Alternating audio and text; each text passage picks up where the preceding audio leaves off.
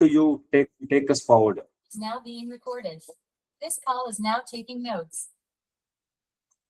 Thank you. Thank you very much, sir, for the generous introduction. And thanks, YPS, for giving me this opportunity to share my thoughts across with you all. And to be frank, I really had to dig deeper into my archives to basically come up with a proper narrative, and it's because of the opportunity that you have given me that I was able to go quite in the past, and then it brought some memories within me, and then I said make this collective so that I can share with you folks. So let me. Okay, so we'll start with the beginnings, right? So I started my photography journey from truly from about 2003, 3 and 4, but that the initial years were only to learn some of the very, very basics, and those basics I had learned. Those basics I had learned with from my uncle on the old Nikon FM2 with a borrowed roll of film, if I recollect right. And from there, I for quite a few years I couldn't afford a camera, and that's why I did not really venture into the field of photography. It was only in 2007 onwards where I started to really I started my journey, and that was obviously 2007 is all digital, right? So almost from 2005 itself, almost most of the photographers have shifted to digital, and as with many of the likes, I also started from digital, although my initial roots were in film, but I got to practice it very little. Why I'm stressing that is because you will get to know at the end. We will head.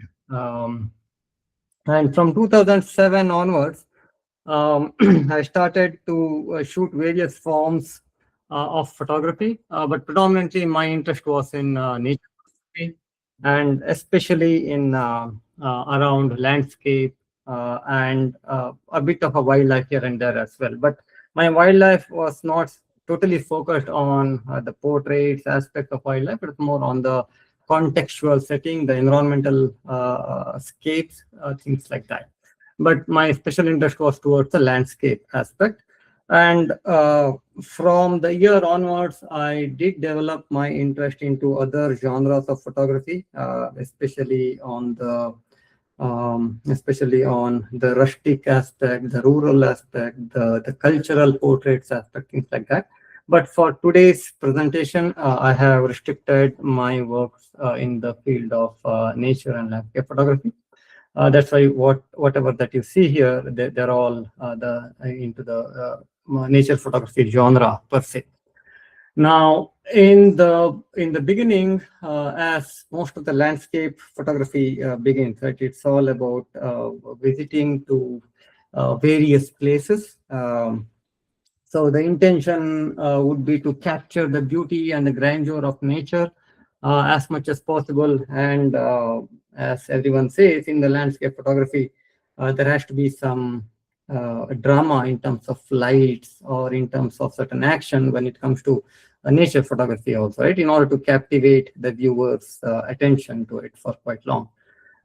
So now, in order to do that, the obvious places that you need to visit are usually the exotic places or the famous places. All of them become must visits, right? So your Leh Ladakh of the world, and if you're in US, your Yosemite, your Yellowstone National Parks, or if you are down south, a plethora of waterfalls, and the east and west coast, the sunsets, the sunrise, things like that, right? And all those must visits, all those exotic places, they are not just limited to landscape photography, right? limited to any form of nature photography also. For example, for wildlife, we always think of the Corbett, the Kaziranga, right, or the Kanhas of the world, or your Bandhavgarhs, Tadoba, Bandipur, Kabini, Nagarhole, things like that.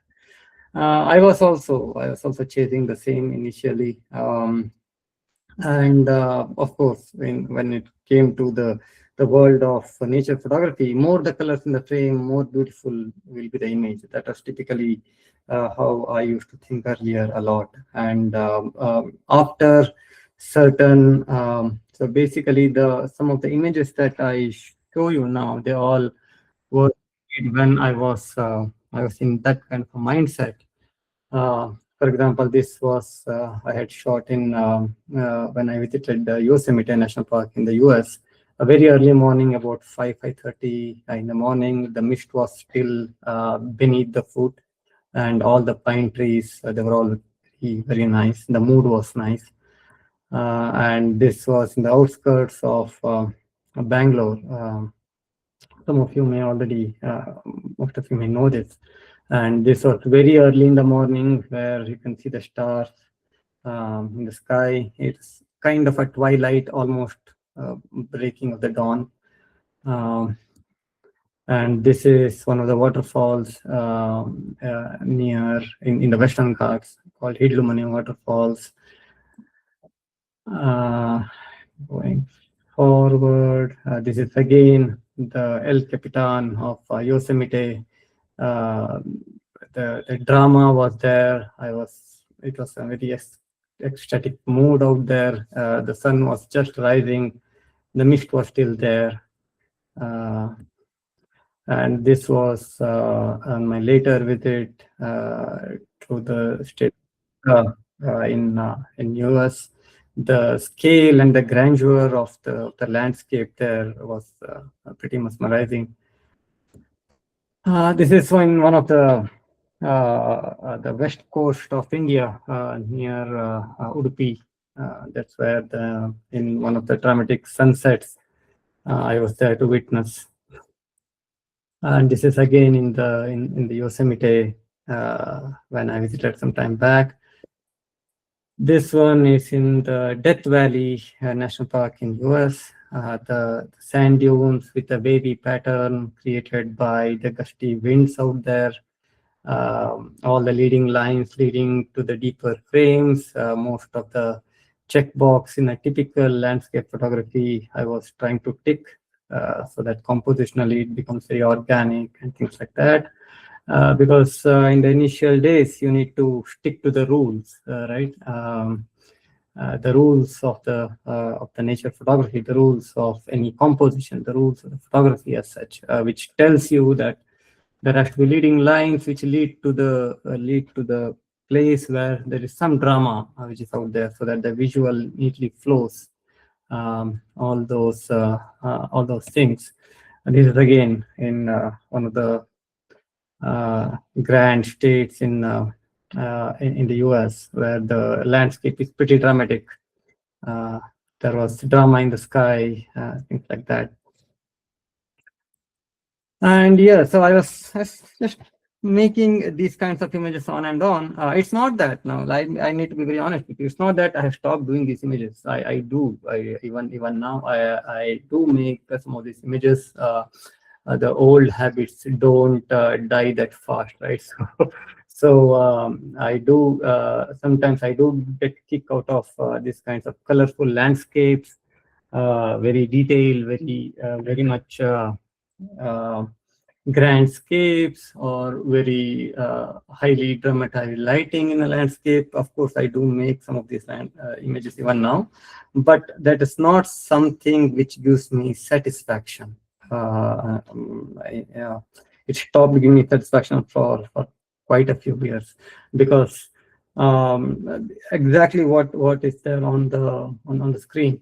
So something told me that, hold on, it's becoming a little too boring, right? It feels very repetitive. You move from one place to the other place, you capture it. Of course, now that you have to some extent mastered the craft part of a photography, And that's why you know more or less what settings that you use, you know more or less what time of the day that you need to be in order to make those kinds of dramatic landscapes, things like that. It becomes very too much of a predictive process per se, and that's why there's no mojo, there's no real pleasure, kick for your brain, kick for your thought, right? And I started to ask, when did I last think before I click the shutter? And that's when I stopped documenting the places. I stopped documenting the images, rather than I moved to where I started responding.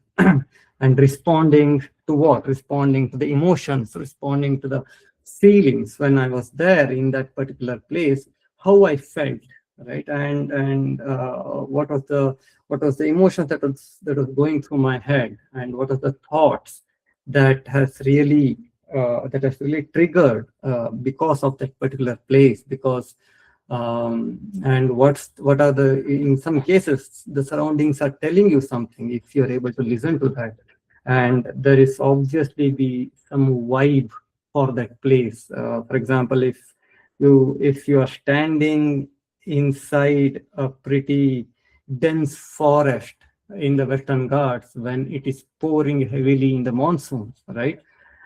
Then the whole forest will be telling you something. If you close your eyes and just listen to the sound of the rain, if you listen to the sound of the streams, the roaring rivers in the monsoon, then you will really feel the vibe of that entire place. And I was behind. Then I was behind.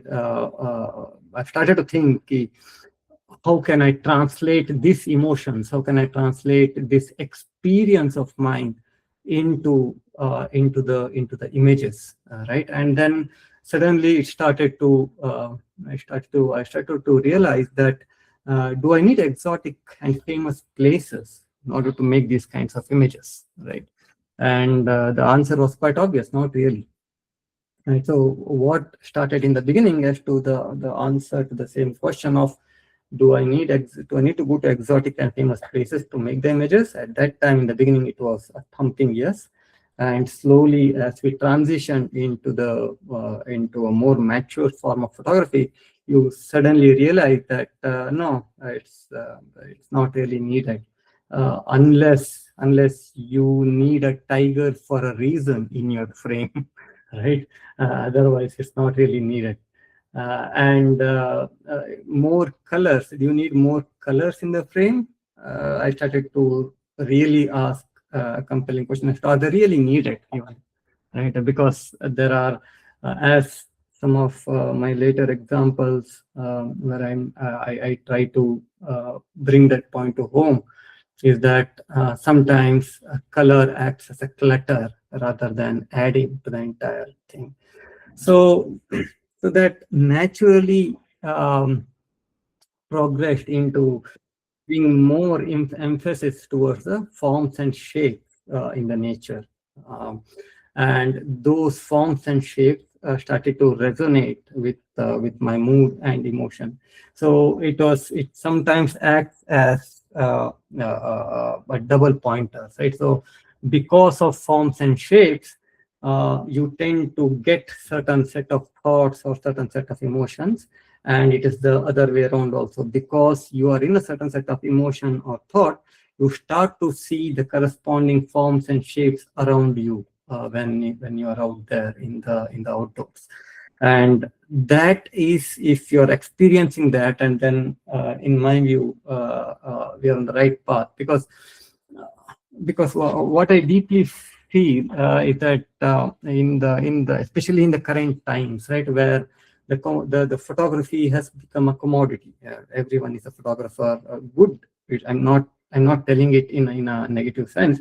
I'm telling it in a very, very positive sense, that everyone is a photographer, of course. And photography, image making per se is no longer a specialized skill or an art, right?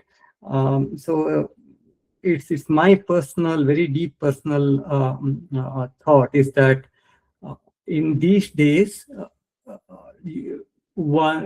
true photographers will really get the satisfaction if he or she approaches the photography as a deep personal journey rather than to become one in the another brick in the wall sort of a thing, right? So there are like several millions of images are made every day, and there are several millions of photographers who are born every day in nowadays. So that's why, in my view of photography, I am taking photography as my personal, deep personal journey, where I am trying to express myself through the images that I make, and most of them, of course, are the images that I make of and in nature, and sometimes it is outside of that particular genre as well. And coming back to that, right? So when I started to, I just touched upon a point earlier that once you start to look at the things differently, then you start to see that in order to convey what is there in your head, in order to convey that through your images, color sometimes come in between rather than adding to what you are trying to tell. And that's when the colors start to look like a clutter. And that is when I started to think that, okay, this frame is very good only when I take the color out of it, and I'll come to that later when I show you certain examples where I deliberately took the decision, and it has become quite obvious as well. And later I started to question, see, some of the other bullets, right? So those are a note to myself. Those are not my statements to anyone or anything. Those are the notes to myself, which had really helped me to focus on what I do, to focus on how I make my images. And basically, I started to ask these questions about 3 to 4 years after I started my photography, which is sometime from 2009 or 10 onwards. That's when I started to challenge the rules, because I thought, why to confine to the rules, right? So break them intentionally and challenge yourself, because otherwise you are making which tons of other people are also making. There's no different in the kingfisher image that you shoot versus a kingfisher image that another person shoots with the same set of equipment. So what is the difference, and how is the actual question was, does it have to be different, right? So that's where what something deep within me told that yes, they have to be different, because you have chosen photography as your medium of expression. So when it is your medium of expression, which that means it is your expression, it has to be your expression, and your expression is generally different than another person's expression, because each person is different. So that is why I started to tell myself that be bold. Okay, so you are not here to please anyone. It's your journey. It is your deep personal journey. So go on your own. Try to express yourself very freely through the images, and don't worry whether people like it or not. If they like it, it's fine. If they don't like it, it's perfectly fine. No, don't worry about that, right? So that's where this is relatively a recent term. At that time, this term was not there, of social proofing, right? So social proofing, even when the term came, it's like, for the photography, I always question, what is that? Why do I need it? I don't need it, social proofing, right? Because it is my expression, it's my journey. I don't want people to either like it or hate it. It's fine. And what I always wanted was that if someone looks at the image should grow in the viewer's mind. So that has been one North star for me, towards which I usually like strive myself to go. It's very, very difficult, because I truly believe that some of the extraordinary images what gets made in the world, over time, they are very, very, very, very, very few. All right, because there's only one Afghan girl that is made. There's only one image that is made where the where a vulture is crawling towards a tiny boy, a tiny infant in the famine in Africa. Most of you might have already seen that. Those kinds of images are made only once, and those are the kind of images which grow in the view. Anyone anyone who looks at those kind of images, they only look at once, and then they get stuck in their head for very long. And it is these kinds of images that define, in my view, that define the medium of photography, that give a real depth to the medium of photography. So those are the kind of images which I strive to make. I'm not sure whether I have made. I'm sure I'm not made even a single image like that. And I'm just hoping at least I can make one such image in my lifetime. If I'm able to do that, so then then I'm done. So that led me, right? So these thoughts led me to the next set of 8 to 9 different um, sets that I be presenting in front of you from now onwards. I have binned them into different emotions like impressions, the graphic, the minimalism, things like that. I will go over it, and some of the images I will annotate in some cases wherever necessary. In some of them, I'll just sit silent, and then I'll let you folks to go through it. And because sometimes it is better if I don't give the viewer any pointers, because then it confines their thinking, because a same image may bring in different emotions in different people, may trigger different sets of thoughts in different people, right? The moment we give an image a title, it suddenly connects, it suddenly gives the direction and it forces the viewer to think on those lines only. So for some of them, after a little bit of a pause, I'll tell you what the title that I had in mind.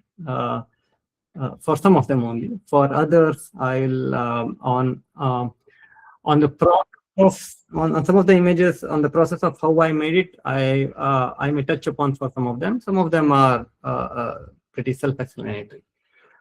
Okay, so here we start. So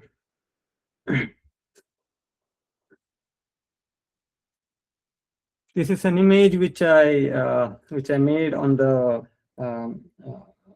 higher grasslands in the Western Ghats, where the moon had just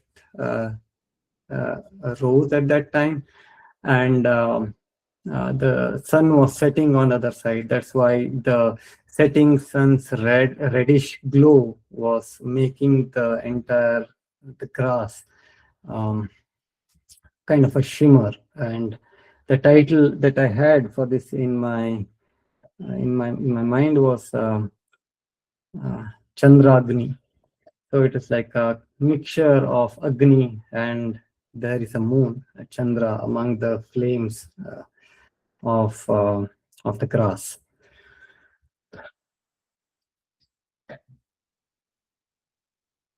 So this is an image which is there in the title of my my presentation as well.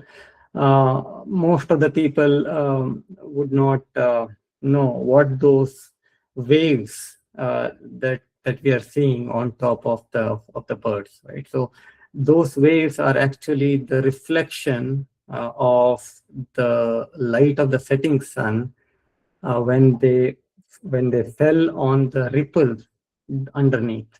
And this image was made in Dandeli, in the uh, uh, a place of Sinteri rocks, where people who have gone to Sinteri rocks, they might remember that that's a huge rock, and that rock underneath it goes inside, and water flows beneath that rock, which has gone inside.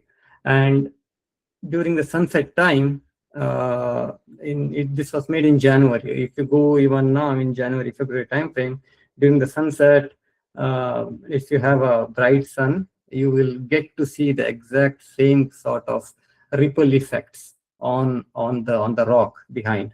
I was just waiting there. I was hoping for some drama to happen. There were some pigeons which were flying around, and I was hoping for some pigeon to fly by. And I got purely lucky that I got a swallow instead of a pigeon. It was I was there for about 35 or 40 odd minutes. The patterns of the ripples were changing quite dramatically because the angle of sunset was rapidly going down. But I must be a really lucky one to have the bird exactly at the right place at the right time. So this is again in the Western Ghats, where when I saw this fella right beneath my feet, I was shooting something else at that time, and suddenly this snake slowly slithered and made its way through right beside me, like without even bothering that okay, I'm there. And instantly the entire surrounding and its place where I was standing, it was looking quite interesting to me. And rather than going for a close-up, I thought adding the entire scene makes much more sense. Of course, the side lighting, the sun lighting the below the waters there was a bonus anyway. This is made in Kaziranga, where the setting sun was lighting up a portion of the one-horned rhino.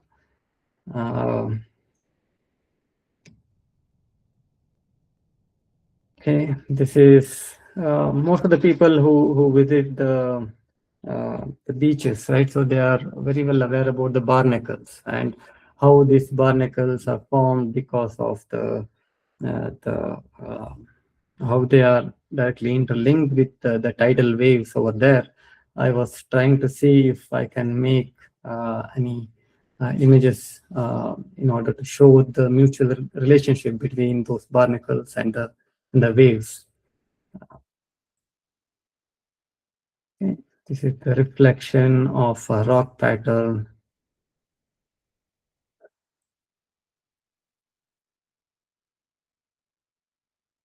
Pretty self-explanatory. The title of this set is Impressions, right? So you should be able to relate to what this landscape is about. It's a barren land with very interesting textures, and it was during the sun setting time where the light was fading away quite fast, and the drama over there was what caught my attention there. So this is where I wanted to highlight the forms and the textures. This is a very primeval form of organism. It's like the algae, the very initial life forms on Earth.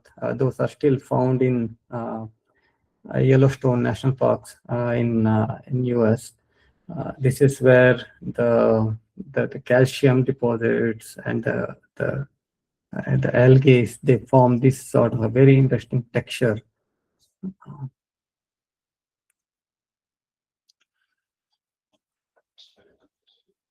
This is when I was there in this particular place, the palette of colors which was around me, it was very intriguing, and I was experimenting with some of the slow shutter with the motion blur. This image I made in 2013 time frame, if I remember right. And during that time, I was studying some of the impressionisms, some of various the art revolution that has happened in the West during that time, and probably there was remnants of those readings in my head, which forced me to look at my surroundings in that fashion itself. So this is, to me, in my head, it was more of an impressionistic experiment. This is a simple image where this resembled, when I looked at it, it resembled, there's a very famous painting of Scream. If you Google the Scream, that was by Edward Munch. He is one of the Norwegian painter. It's a pretty famous painting, and the screen of the painting of Scream that resembled a lot with the forms and shapes on these leaves, and especially the tiny water droplet that is there that resembled like its tears. Something in me connected immediately with this particular scene, which triggered me to make this image.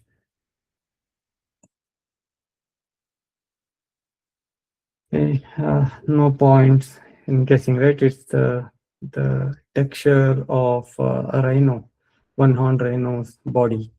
And that one half leaf at the top, that really caught my attention. It is lying there, which gives me the sense of reality, and for the otherwise pretty much of an abstract. It resembles a rock, it resembles ripples, blah, blah, blah, all those things. A simple formation of ripples, which I made.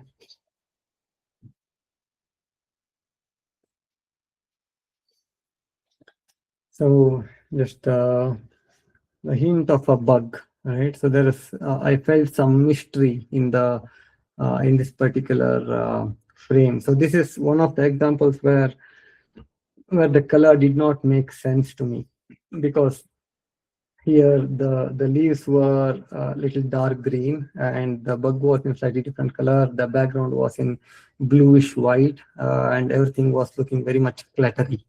And that's why I decided to take the color away and to focus only on the forms and shapes. Right? Of course, many folks in the audience, you all will be able to relate what I'm talking about, because most of you also are pretty prolific and acclaimed photographers. This is again where I decided deliberately to take the color away. It was not adding at all, where my intention was to highlight the deer over there among the clutter, so that it's some sort of a definition in the otherwise chaotic background.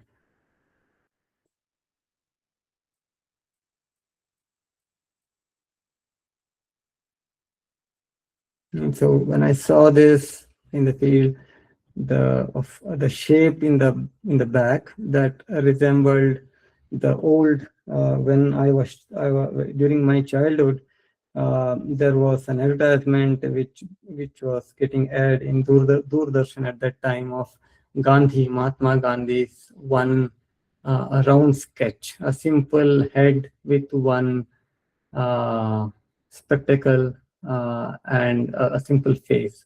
And somehow when I saw this, something in me triggered and it resembled that one.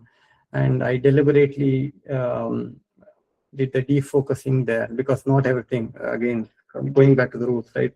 Why do some of the images, if you really want to convey, it is better to be conveyed in an abstract form, and that's why I decided to deliberately do the defocus and highlight only the forms and shapes. And again, remove the color because it was cluttery.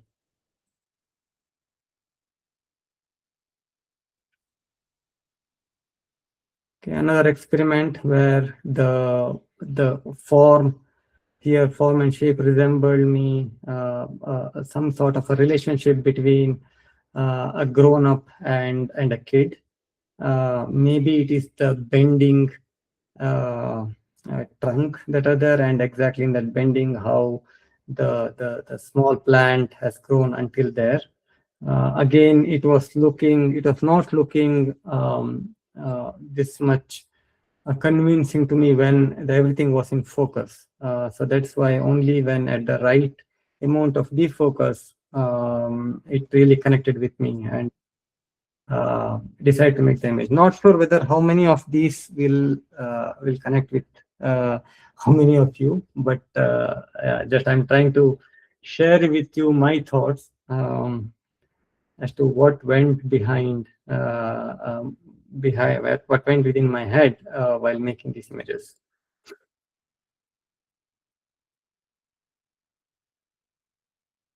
Okay, this is an image which I made very recently in Bharatpur.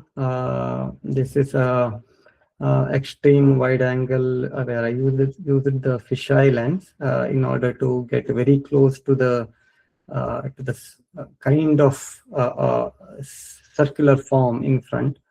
And because my main intention was the tree in the back, that had really caught my attention, and I thought there's a good composition out there where I can make use of the circle in the front and keep all the things around. It's more of a cluttery, but there is some sort of um, a connect within me, even in that clutter.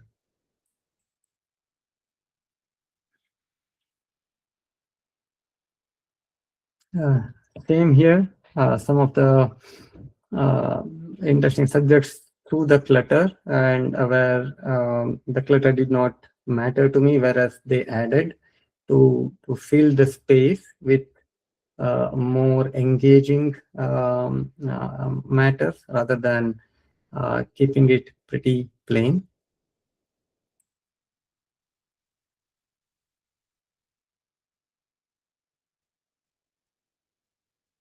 This is the image which I made in a very misty morning where things were very calm. If many of you would have visited Bharatpur, I'm sure, and early mornings in January are typically very, very misty and very gloomy and moody, right? Not many traditional photographers do not like those kinds of atmosphere because there is relatively very little light. It's all very foggy. Everything is moody, and after 3 or 4 frames, I've seen that they are done. There's nothing. There's no light. Let's go back and then come when the fog lifts and sun really shines. That's what they say. But for me, that is the time where I wanted to make images, and this time I got an opportunity where during my stay there, almost all the mornings were entirely foggy. The mist was so thick that it took about 10:30, almost many days it was about 10:30 a.m. by the time the mist really vanished. And that was, I wanted to convey that kind of a very calm mood of the morning. Uh, you will see many such images through the presentation.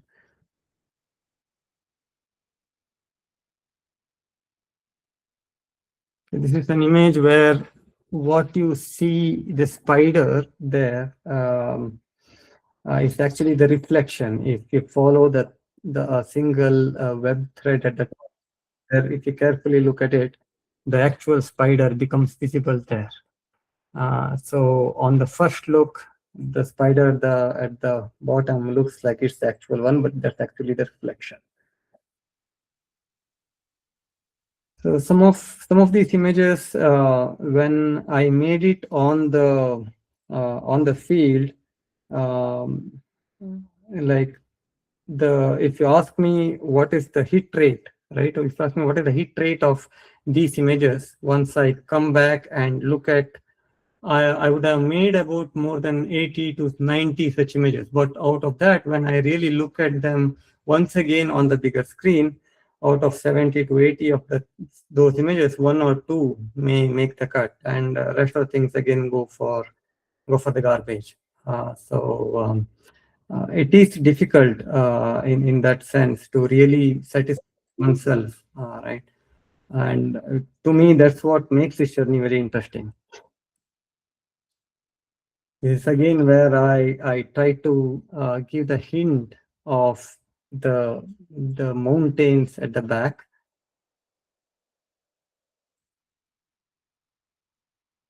Oh, sorry, extremely sorry. So this is the common coots. They are very skittish, very shy. I wanted to convey their movement in and have the forms and shapes intact and give a hint of, okay, those are the coots. I tried something, and out of many such frames which I experimented, only one made the cut, and even that one is I'm not completely happy with, but just decided to share.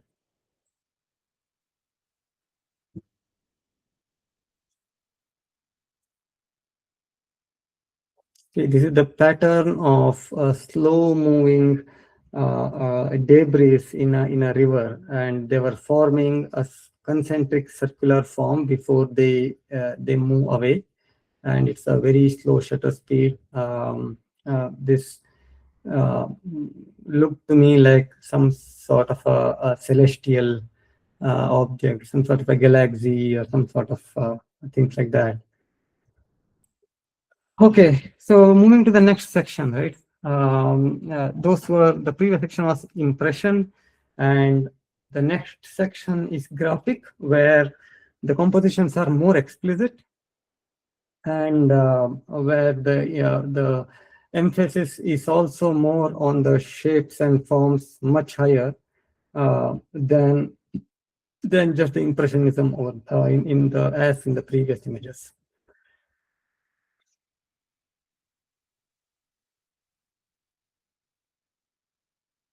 This is from the ornamental palm that most of you must be having at your home also. It resembled me like a sitting tiger. No, this is not some Nifty or Sensex chart, right? So this is the formation of Yana. If the people who are from Karnataka, they must be knowing about the rocks in Yana, and it is those rock formations of Yana made entirely in black and white.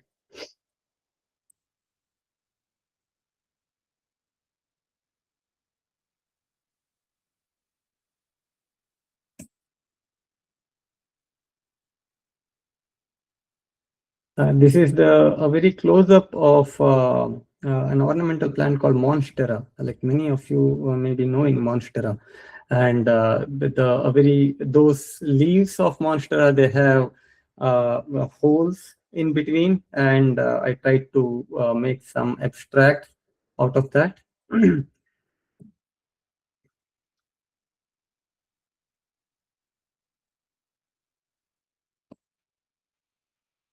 Okay, so similarly, I challenge myself as to why to restrict just for the entire bird, right? So why can it be shown as a sum of its parts? And this is an experiment towards that,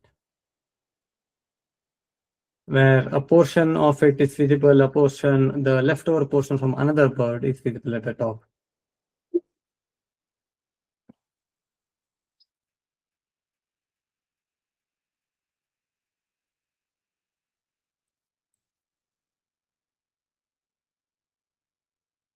So this is where I emphasized on again the graphic part rather than shooting from the sideways. Of course, I did shoot from the sideways also, but that image was very plain and then not interesting. But this one really took my interest, where the out of focus branch that is also gelling well with the pretty straight cross of dragonflies wings. This is where the straight line I found it to be pretty interestingly juxtaposed with the randomness in a tree with fallen leaves.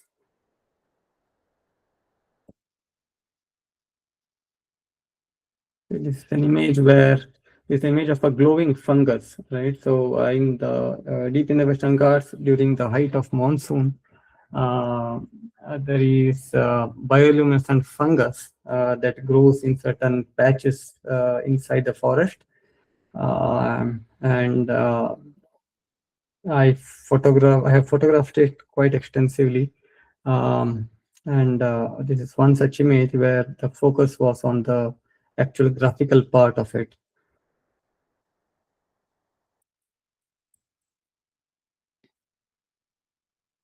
And it's not always that we need to show a bird looking into the camera, right? Sometimes the bird looking away from the camera, at least to me. I have a separate portfolio of images where it's still ongoing, where the the the bird in the frame is looking away, and the rest of the frame is what is more important to me. That should add to the overall image. And this is out of that particular portfolio, it's just one image which I took, and there's an ongoing project which is still there.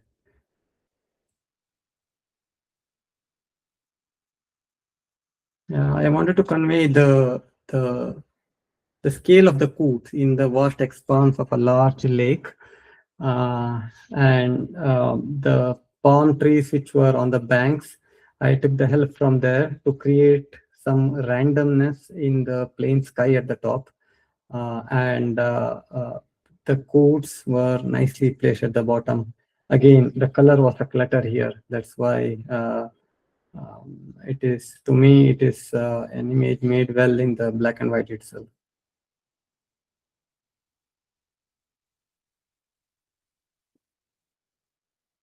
Yeah, an opportunistic image. This one is.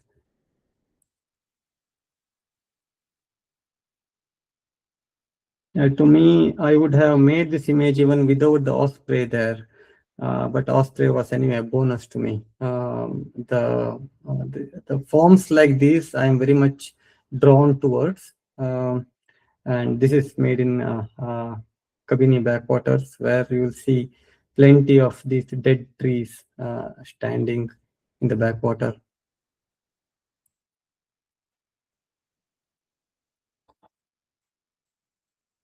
Again, an image made in Bharatpur.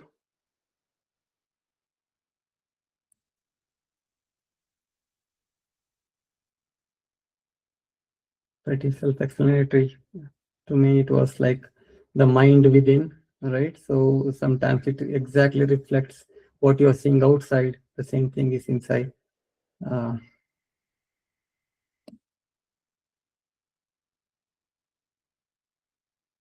Tried to convey the very early morning mood where the mist was not completely lifted yet. Okay, then in the next set, it's about minimalism. And this is something which always deeply connects with me. Um, uh, my emotions and mood on the field when I'm shooting, it drifts from being too complex and sometimes being too simple, very light-hearted, and I could clearly sense the images which I made in both those extremes instantly carry the reflection of the same on the images as well. And this is basically a small subset of images which are made on the theme of minimalism there.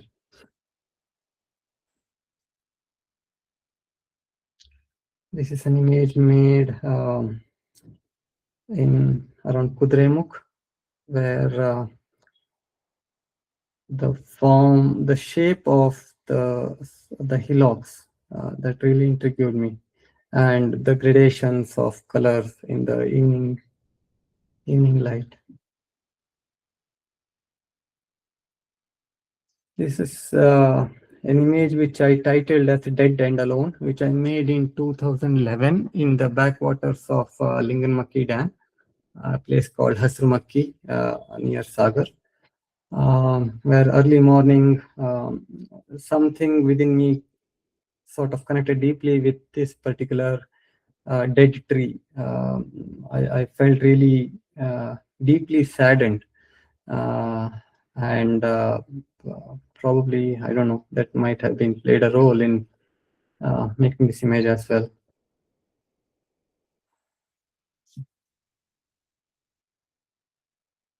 The simple ferns that you see all across Western Ghats.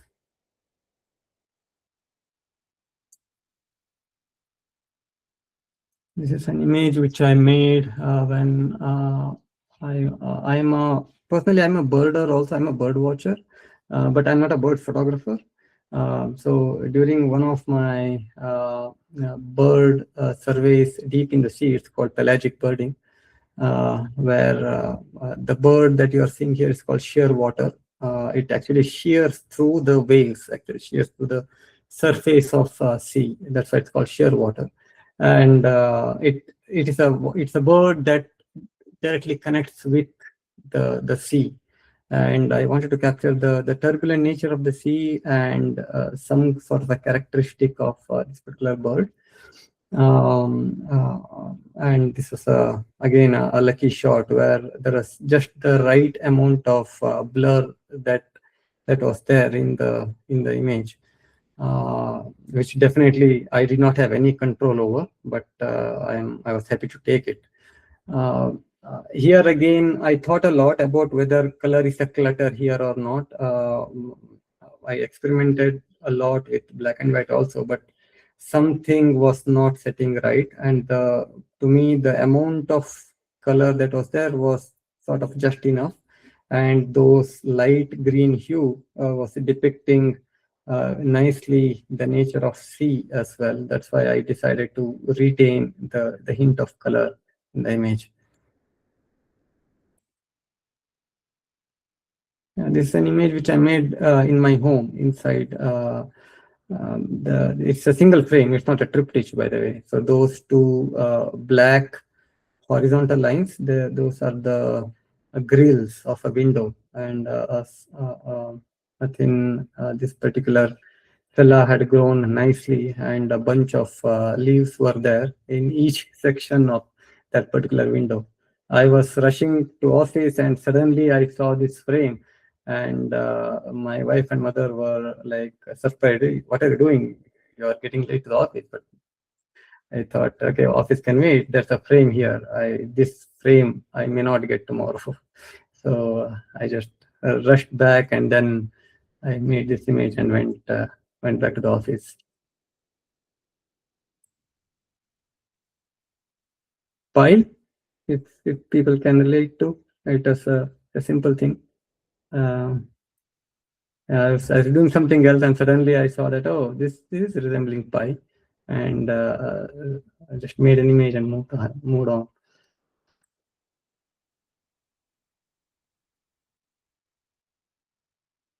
So if you've observed, I deliberately leave a lot of space around in some of the compositions. Sometimes people call it as negative space, whatever terminology that is. But to me, that becomes essential in some of the compositions, and that's intentional choice. So this is an image made in Chambal, where a pair of black-bellied tern, and they were happily flying around.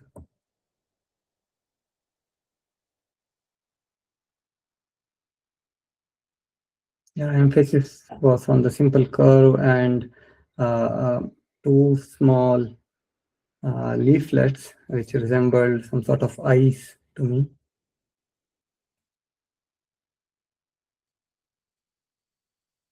An image again made in Bharatpur, where the early morning mood, a calm atmosphere. Um,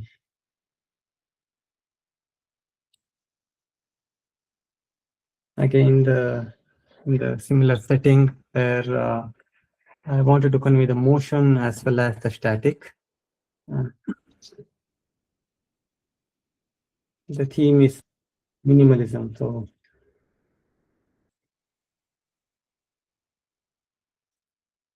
sorry. Yeah. A simple grass strand with dragonfly.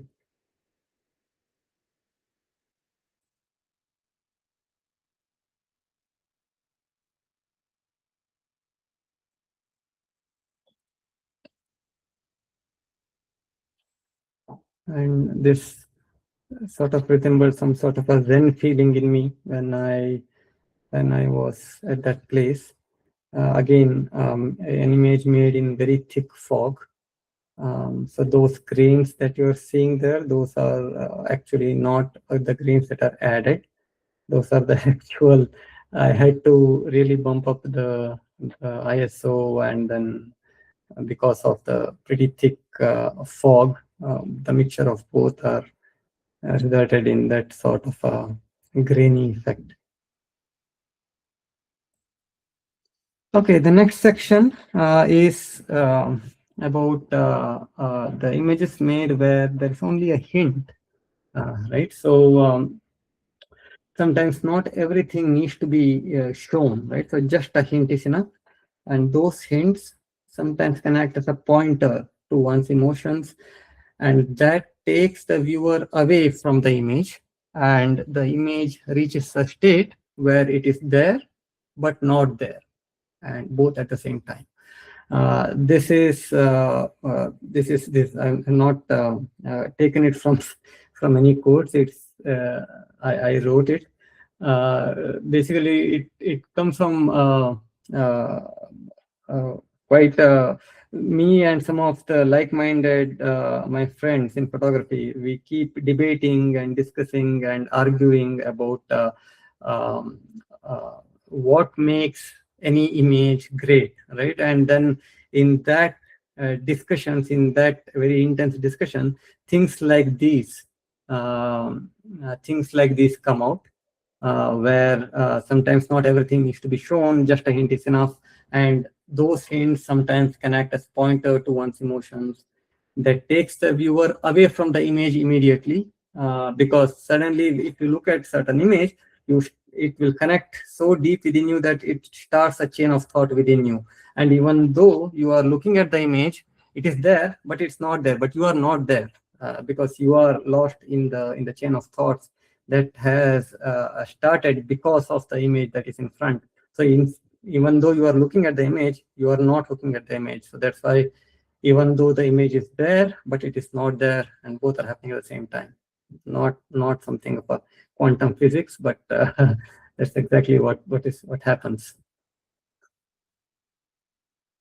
So here is the image where there's just a hint of uh, the Asiatic water buffalo. This is an image made very early in the morning in Kaziranga, and there's a tiny bird sitting on its horn.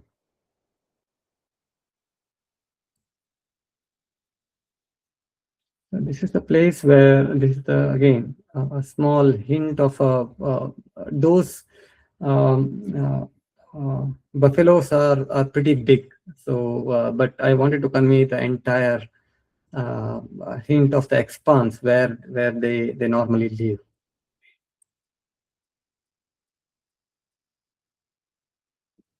I titled this image as a witness, where those tiny yellow flower, they are witness to the wildlife that come and go around.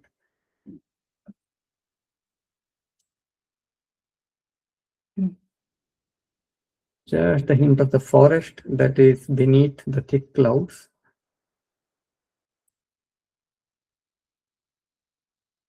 Just a hint of a group of deers in the very early morning.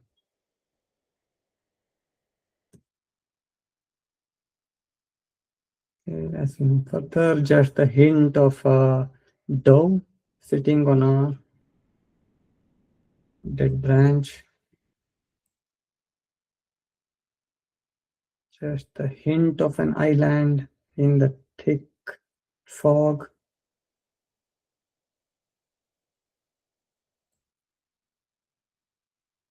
Just a hint of two trees and a hint of reflection, indicating that it is an island.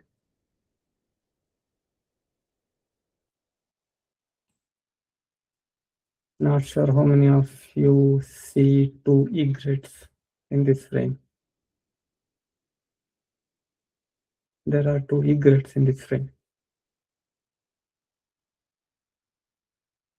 Okay. The next section is about return. So it's basically I have written in the past about why I return to the same place, why I go to the same place over and over again. There are some places where I very regularly visit, where I have made images of more or less the same quote unquote subjects over time.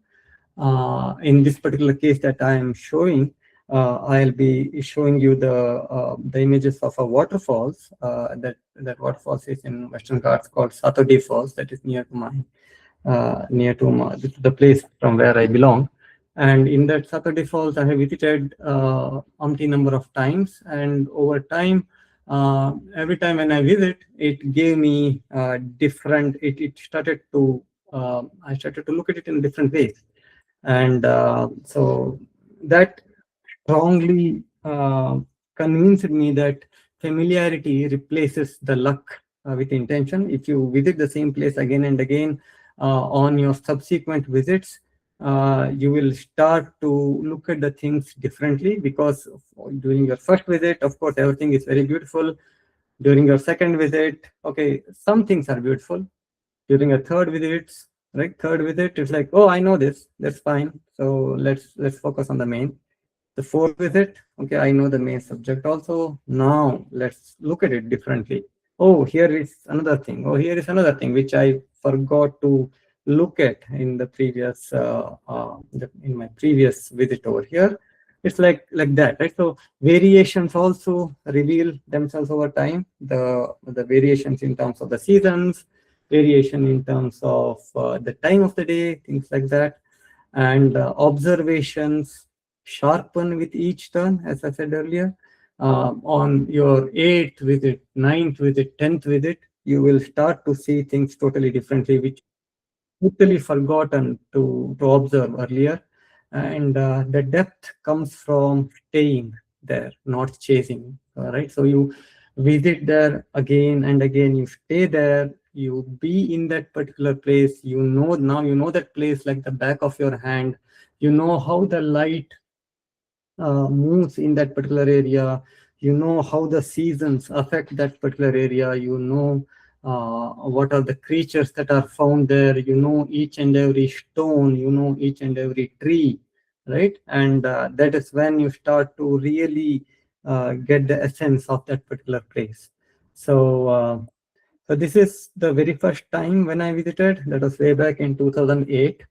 When I went there, it was in the mid of monsoon. Very early days of mine when doing my photography. And then after a few years, when I went there again, then I noticed a beautiful tree in front, which you observe in the previous image. There's no tree, right? I was standing underneath the tree and shooting the main waterfall. And when the subsequent time when I went there, I observed that, oh, there's a very interesting tree which I can use for the composition, right? So then this was during the evening time, where in the morning, the sun comes almost from behind the waterfall. So here, yeah, whereas because the waterfall is facing the west, so during the evening, the evening sun lights up this particular tree very nicely. And I made this image in the subsequent visit. And once I visited next, I went to the other side where, oh, the same waterfall, but there's a different setting out there, which I was not aware of altogether.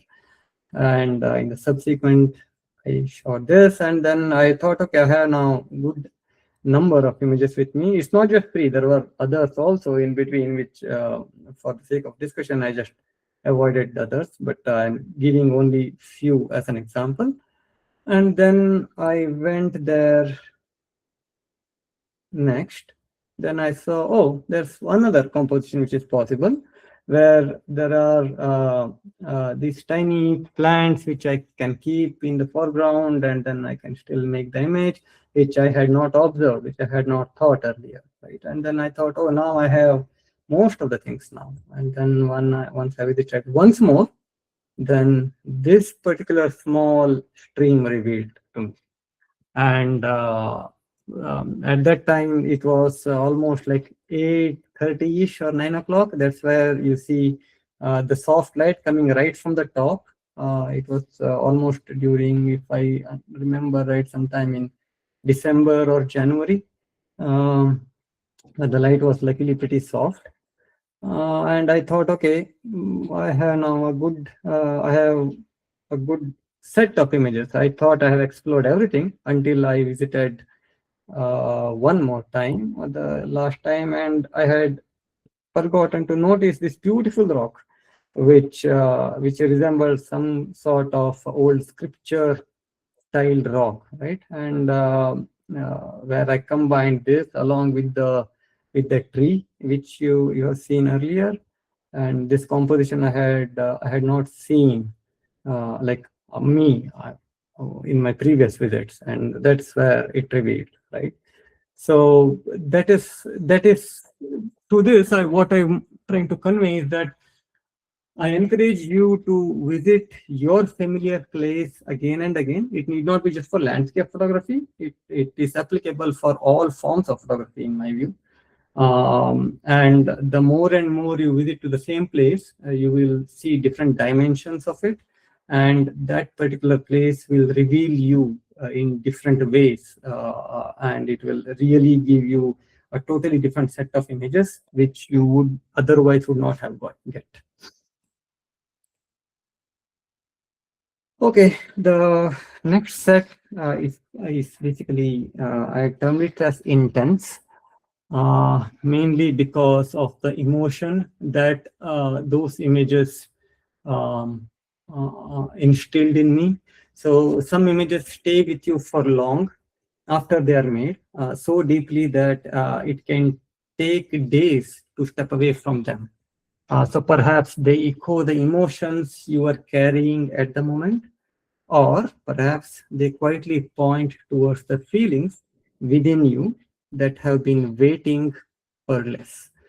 So again, it is talking. These images have evoked certain emotions in me when I made, and I really took some time to come out from those images. Once I came back and looked at it once again, it still.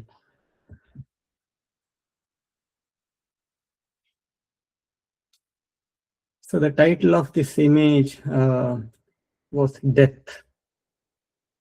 This really conveyed a deep emotion in me, where how cruel and beautiful death can be at the same time. Something in me immediately resonated with that.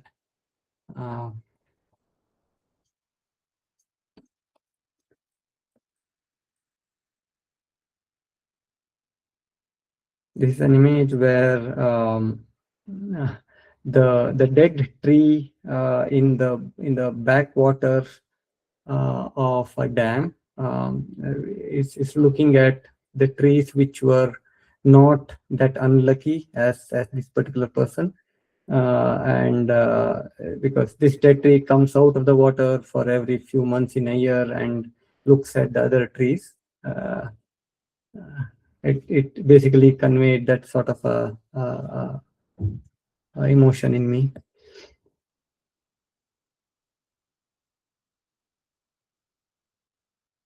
Again, resembled a dead person to me in the barren land, and that land is also was made dead by the dam.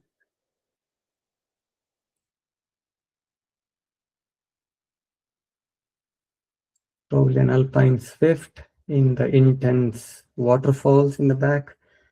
An image made in Unchali waterfalls in Karnataka.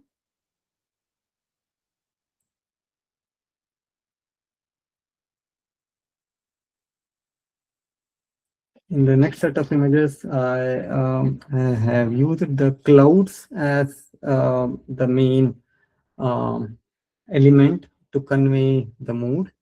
In this, for example, those misty clouds are in the yellowish white, coming out from the intense jungle underneath. Here again, the whitish clouds are on top of a mountain, the Western Ghats.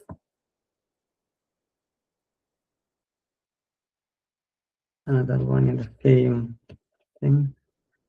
And here the clouds turn dark, right? So the rain bearing clouds showering the rain at certain places, and in the other place where there's no rain, it's glowing pretty.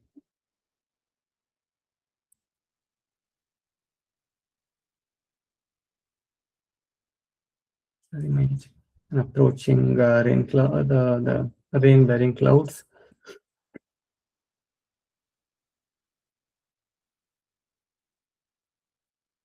And the space beneath the dark clouds that resembled another layer of mountains. Okay, so at this stage, basically, I have that was sometime in 2019 around, where I started to I started to get bored of uh, uh, the modern lenses, where they're too sharp, they're too contrasty, and they're too perfect, right? So it's like too sharp, becoming to me too boring, and they're too perfect, and that's also becoming very boring. So I was trying to find answer elsewhere, and that is when I started to look backwards in the world of vintage lenses, where lenses from 1930s, 40s, 50s, and 60s, which you can adapt to the modern cameras as well, modern digital cameras as well. And those lenses, due to their optical imperfections, they give certain renditions which are very unique, which the modern lenses are not capable of doing that. And some of the images which I'm showing here, just a sample of them, where I try to show those renditions. For example, this image. So this is an image where an old Russian lens. I personally reversed the front lens element of it, and that creates this sort of an hallucination effect. It maintains the focal distance, but this kind of effect that it renders, you need to find the right subject, and of course, it's just a lame subject that I was experimenting with. But it opens up a whole new area for experimentation. So this is another image where a similar lens, but not the reverse, but a normal lens where there's a small amount of swirl and those bubble effect. This is an image where the aperture of the lens is a square aperture, a very unique lens with a square aperture, and that actually creates a totally different out-of-focus rendering. In this, of course, I have used the specular highlighted scene, but even if there's no specular highlights, even otherwise also the background that it renders out of focus is in a very unique form.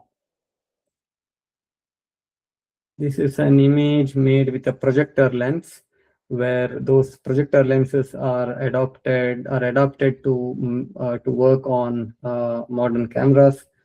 And those projector lenses have totally different characteristics once you start pointing it towards the sources of light, like the sun. In this case, it is the flare of that particular lens, and I used the flare of that lens to make this composition. So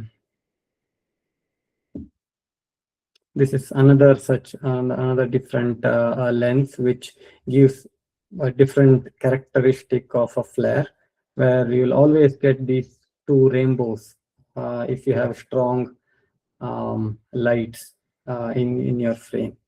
So these are just to highlight some of the possibilities. Those are not definitely satisfying images to me, but I'm just opening up for the possibilities. I'll be using these images, I'll be using these lenses more and more in the future, and I'm hoping I'll be able to make better images in the future.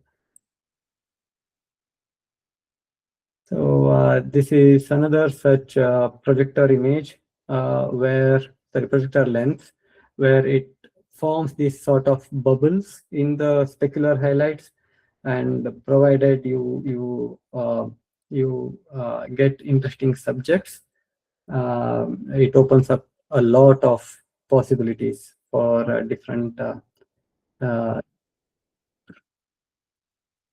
This is another one where that kind of a soap bubble bouquet is there. And this is an image which, to me, it's like a shot from the dream, where there is some realism and there's a lot of abstractions, where it's very hazy, what is real, what is not real. And this is again made with the old vintage lens with unique rendition. And this is an image which I titled it as a deathbed, where the specular highlights with a small spherical aberration, it gelled well to give that particular effect. And another one in the similar realm. Okay, so this is the last section. This is Noir. So of late, from 2022-23 onwards, I have gone back to shoot using films, 35mm film, 120 format film, things like that, all sorts of predominantly black and white, but occasionally some of the colors as well. The reason the reason for me to do that was I deliberately wanted to slow down. Digital photography was really hitting me hard because of its fast feedback, and I was getting the feeling that my learning was plateaued.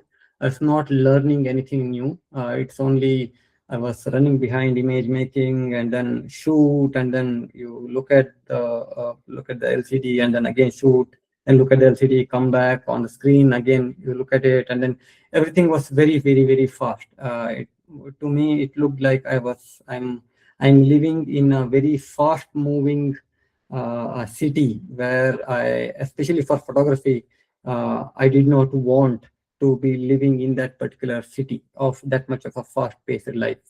So that's why I deliberately wanted to slow down and take time, right? And at that time, that coincided. Luckily, that coincided with larger adoption of film photography once again in India.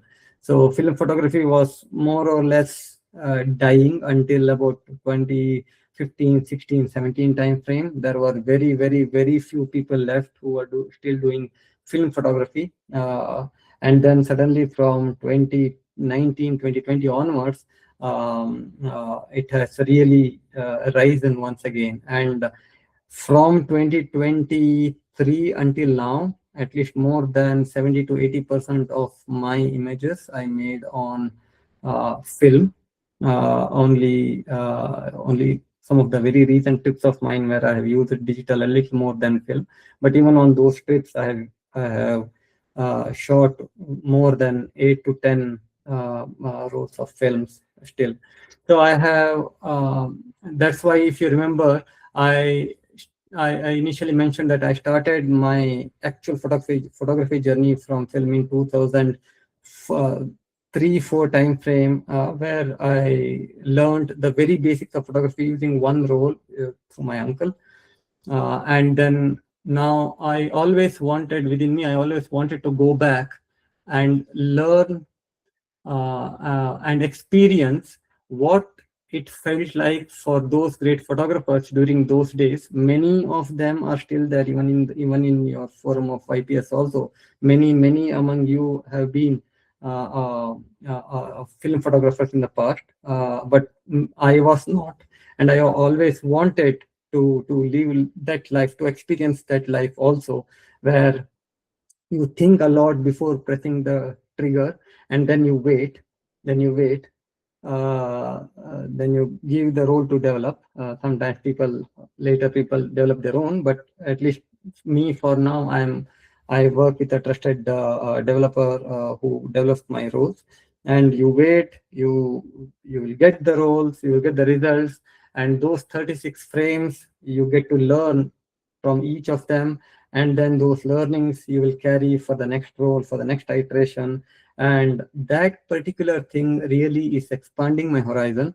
I started to look at the mundane things in a different ways, and that has interestingly, those learnings have crept in my digital photography also, where it is constantly that tension of slow moving versus a fast pace that is giving me a very nice thing to balance in my head. And that's why the last bit of I you have to unlearn and relearn. That's where you will really get the sense of, okay, you are moving forward. So in my case, I am trying to move forward by looking at the backward, by looking at in the past how photography was practiced and what are their pain points at that time. And that really helped me to develop a different level of respect for the photographers of the past, right? The pain that they used to have at that time, I could really feel that. And now when I look back on the photography books that I have from from those era, some of the great photographers from India, from the world, um, and when I open and when I look at those images and realize that those images are made in 60s, 70s, 80s, 90s, and early 2000s, I connect with them in a totally different way as compared to how I used to connect with them before I started my film photography. So that's why I'm happy to be going back and practicing that. Probably sometime in the future, I would definitely venture into large format photography as well. But that's something for in the future. So these are the set of few images which I made using the film. Again, mundane subjects, but the texture you can clearly see. It's a typical organic film grains.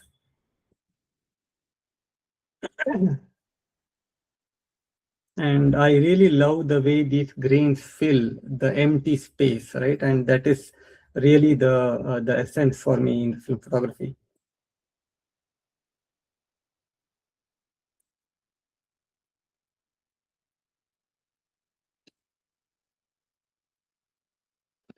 So this is a pattern on the sand on in one of the beaches, which typically we see.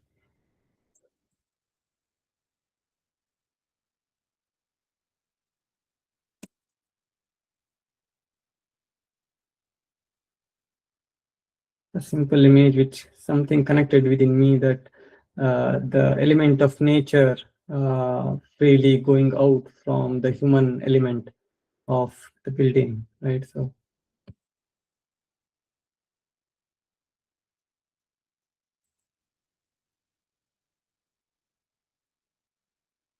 this what really liked I liked particularly is the tones of the whites, and nicely juxtaposed with the tones of the blacks at the top.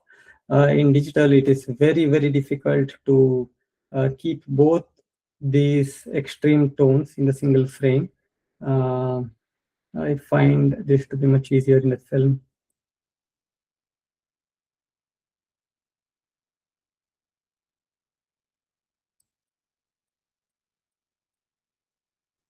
Okay, so coming back to the original point, to me, photography is a very deep personal journey. There's something which I deeply in, and there is miles to go before I sleep. Thank you. Thank you. Thank you, Mr. Ashwini Kumar. Friends, they say change is the only constant thing in the world. If I am not wrong, today's presentation was a good example to say that, to represent that words. We have been seeing photography shows or webinars or the live exhibition or whatever we do. We see what is seen to our eyes. Ashwini Kumar has today shown us we have to look beyond what we see, the hidden things. And he has made a good beginning. I think every one of us here would like to explore whenever we go outside next time. Not only outside, inside your house also, you can start exploring and take pictures how he has done that leaf pattern from the window before just going to the office. And it is also very interesting to me to hear that he has started using film cameras. Those were the days I also started my photography with film cameras and shifted to digital. And in this world of mirrorless and so sophisticated cameras and lenses today, Mr. Ashwini Kumar has gone back and started using those old lenses and the film cameras to capture these wonderful images. Thank you, Mr. Ashwini Kumar. It was a wonderful show. People have enjoyed, I believe. Before going out, let me see if there are any questions there on the chat box. I think people can type out their questions if you have any, so that Ashwini Kumar can take those questions now. I see Mr. Dheeraj Paise. He has written that in few of the images, sky is complete white. Is it natural or edited?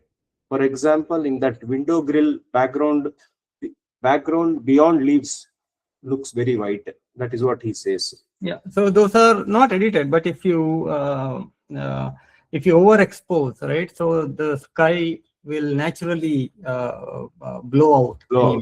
Right. So because if you have observed, those leaves were facing inside and the light was outside. So they were actually backlit in that sense. So I wanted to basically, I didn't want a backlit image there. I wanted the leaves to be seen as green. So the only way for me was to overexpose. So the moment you overexpose that, the sky goes white. So it is entirely, it's natural from photography perspective, but in the nature, it's not natural for sure. Yeah. I think, Mr. Dheeraj, your question is answered there. Mr. Manikam says, excellent presentation, big eye-opening. Yes, sure. As I said, it is a big eye-opener for everyone who was present here. They would look at things very differently after this presentation for sure. Mr. Srish Bhatt is saying, notice that when you showed photos from famous places, somehow there aren't any people coming in the frame. Yeah, so that is how a trained photographer usually approaches anyway, right? So you go there at the time when there is no people in the scene. So that is typically on some of the tourist places, people start to arrive by say 7:30 or 8 o'clock in the morning, and for them, for most of the tourists, 8 o'clock is very early. But for a photographer, you are there at from say 5:30, right? From 5:30 up until 7:30, you hardly get any people, especially in the places which are open. Of course, certain places may not be open that early, but for the places which are open, I tend to go there very, very, very early in the morning so that I get uh, um, a clean, so-called clean shot without people there. Of course, that is well said, Mr. Ashwini. Always, when you want to are going into a place where you want to capture some different images, you'll always look for a place where there are no people. And the time also, as you said, you reach early for that. And sometimes what happens, sometimes the way I follow on these things is that I love to go there in extreme conditions. For example, where there is raining, right, and where there is snowing heavily, things like that. Where in those times, usually the general tourists will not come to those places, and if you get some break in between of the rain or the snow, you will have a nice expansive landscape devoid of people, because people would be happily sitting at home rather than getting wet. So Yes, yes. yeah. Yes, that was well said, Mr. Ashwini. Mr. Keshav Murthy is saying, great presentation, very unique and different perspective of image. Of course, it was a great presentation, as I already said. Thank you, sir. Any more questions? People like to type out? Yes, I'm getting more messages now as we are ending. Mr. Srinivas Kumar is saying it's a great presentation, and I look back to the path all of us have taken and a revisit for another perspective of immense opportunities available. Yes, absolutely. As Mr. Ashwini is going back with the older lenses and the film cameras, we should go back and take these kind of images and revisit those places again.